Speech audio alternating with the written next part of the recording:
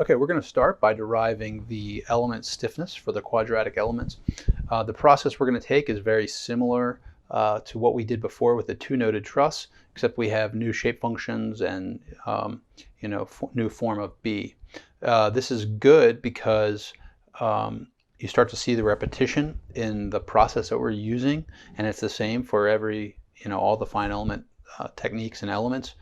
And so that repetition, I think, helps you understand it also. So we're going to start by writing the total potential energy. So we have the integral sigma transpose epsilon A dx minus the sum over all the elements. This is the discretized version. A U transpose FA dx minus the sum over all elements. This would be our traction term. U transpose tractions dx, we're still in 1D, and then the sum of Qi times Pi. All right, so we have our strain energy, our body forces, our tractions, and our point loads. We have U is equal to NQ. Okay, and epsilon is equal to BQ, and we have stress is equal to EBQ, and our shape functions. N1 is equal to negative 1/2 psi 1 minus psi, N2 is equal to 1/2 psi 1 plus psi, and finally N3 is equal to 1 plus psi 1 minus psi. All right, and psi is equal to 2x minus x3 times x2 minus x1. All right, so that's all the information that we need. Let's consider the strain energy term. So there we're going to have U sub E is equal to the sum of the integral over the elements E, B, Q, a little messy, BQ, that's our stress transpose, times BQ, our strain, A dx. Okay, do you remember what we do with this transpose term? Remember, we can distribute it and we flip. Okay, so we can write this as the sum over elements, and I am actually missing a 1/2 here, aren't I? So this should be 1/2 and 1/2. Okay, so we have sum over elements 1/2. We're going to have the integral over the elements Q transpose B transpose E transpose, which is a scalar, so it's just E. And then we're going to have BQ A dx. Now, the E value we can actually pull out. Okay, we can put that out in front. It's a scalar. The Q can move on this side, and this Q can move on that side. It does not depend on X, so we can pull it out of the integral. So rewriting that, we're going to have UE is equal to the sum E over 2 Q transpose times the integral. Let's put a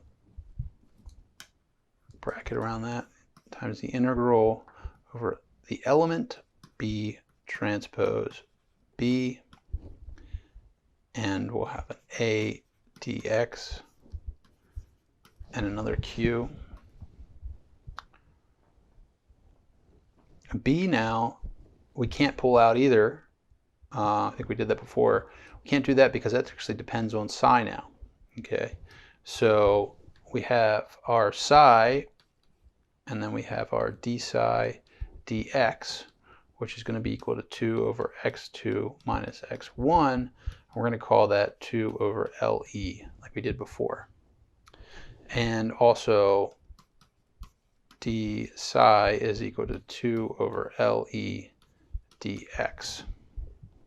So we then can write U sub E is equal to Q transpose the sum over elements E A sub E L sub E over 4, and then we're going to have the integral from -1 to 1, because what we're doing now is we've made that psi switch in the integral. So we're going to -1 to 1 B transpose B d psi. And we have B that we wrote before, so we're going to have with B is equal to 2 over x2 minus x1, and that's going to be a vector -1 minus 2 psi, 2, and 1 plus 2 psi over 2, and -2 psi. Okay, so that's B. Now this thing here is basically K sub E. It's our elemental stiffness matrix. You remember that it looks very similar to the same form. Actually, I need to include all of this in K. Okay, so this includes, this looks very similar to what we had before. That is Q transpose KEQ. So it's the same form. So we need to compute that integral. All right, so that's the hard part basically. So let's do that next. So we'll have K sub E is equal to E A E L E over 4. The integral from -1 to 1 B transpose B d psi. Okay. This thing we just wrote B, that was a 3 by 1, and we're going to have a 1 by 3. So they're going to be left with a 3 by 3. That's interesting, right? Because K sub E now is a 3 by 3. Before it was a 2 by 2. And now by extending the number of nodes, we've extended it by 1 in each direction of that matrix. Okay, so now we can write E A sub E L E over 4, the integral from -1 to 1, 2 times LE. We're going to start to substitute that B matrix in, and we're going to have -1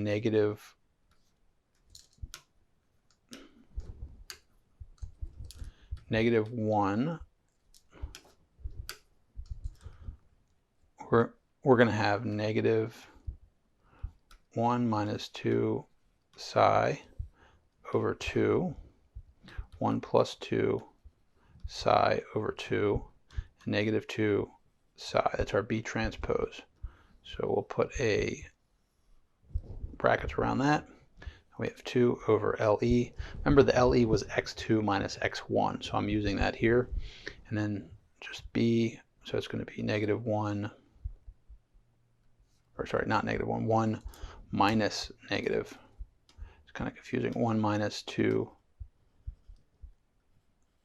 psi over 2, 1 plus 2 psi over 2, and minus 2 psi. And that's all derivative with respect to d psi. So we can multiply this out. So it's going to be a little tight to write, so let's go on a new page here. So if we write that, we're going to have KE is going to be equal to E sub E A sub E L sub E over 4 over LE squared. I pulled that out of the integral. We're going to have a big integral sign, -1 to 1. Then we're going to have a 3 by 3 matrix in here, basically. Okay, so we're going to multiply that B transpose times B. So there's the vectors. So if I write that out here, it's kind of lengthy here. 1 minus 2 psi over 2 times negative 1 minus 2 psi over 2. Next term is going to be negative 1, or negative times the quantity 1 minus 2 psi over 2, 1 plus 2 psi over 2. Then our last term is going to be negative times the quantity 1 minus 2 psi over 2 and minus 2 psi. Okay, so our next line is going to be 1 plus 2 psi over 2, negative times quantity 1 minus 2 psi over 2, 1 plus 2 psi over 2, 1 plus 2 psi over 2, 1 plus 2 psi over 2 times quantity negative 2 psi.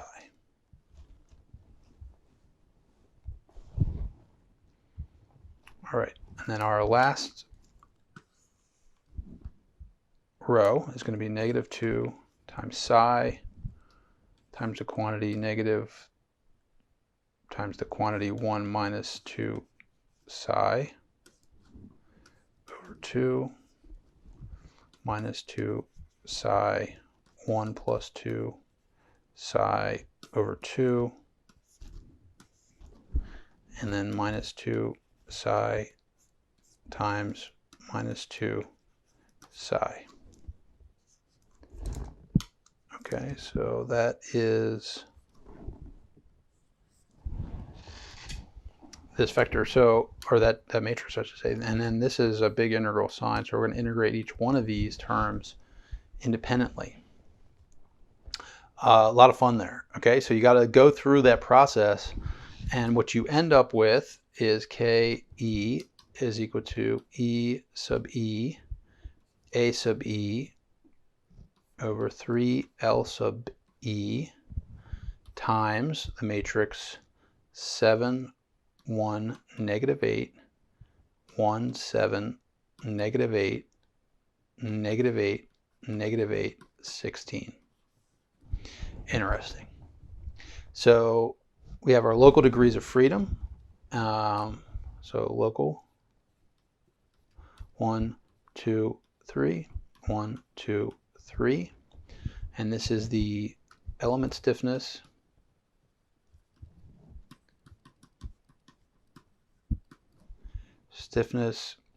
matrix for quadratic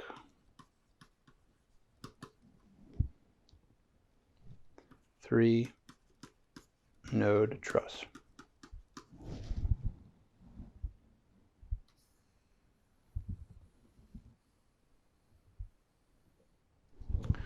So pretty exciting. We've now derived that. So we would use this for if we have quadratic trusses in our fine element problem, we would have to use this matrix similarly with the connectivity to superimpose in a global stiffness matrix if we needed to do that. Okay, so our last things we need to derive, we don't need point forces, but we do need the elemental body forces and the traction. So let's take a look at that. In this case, similarly, we're going to have Fe is equal to AELEF over 2. We're going to have the integral over negative 1 to 1 n transpose. So the process is very similar to the 1D linear, so I'm making it a little shorter here, but the same process is taken. We have n transpose and d psi. Okay, remember n transpose, or n, is equal to u is equal to nq. All right, so that's where that came from.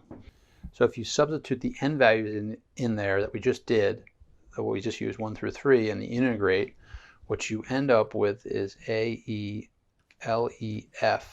over, or not over, just AELEF, times 1/6, 1/6, 2/3.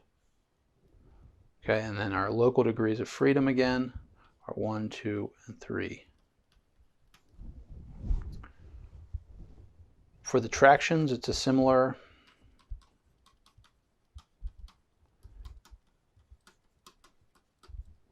for tractions. We have TE. We should put a line here. That's a vector. And that's going to be equal to LET over 2, -1 to 1, N transpose D psi. That's going to give you LET 1/6, 1/6, and 2/3. And again, local elemental vectors of 1, 2, and 3. All right, so we've accomplished now, we've learned another element. We now have a linear truss, and now we have a quadratic truss. You have two elements that you know. What we're doing now is going to extend to 2D elements, which is pretty exciting. We'll do that in a similar way. We'll start with linear 2D elements. These are actually triangles, probably one of the most famous elements you'll see. And then we will go to quadratic. So we'll do that next.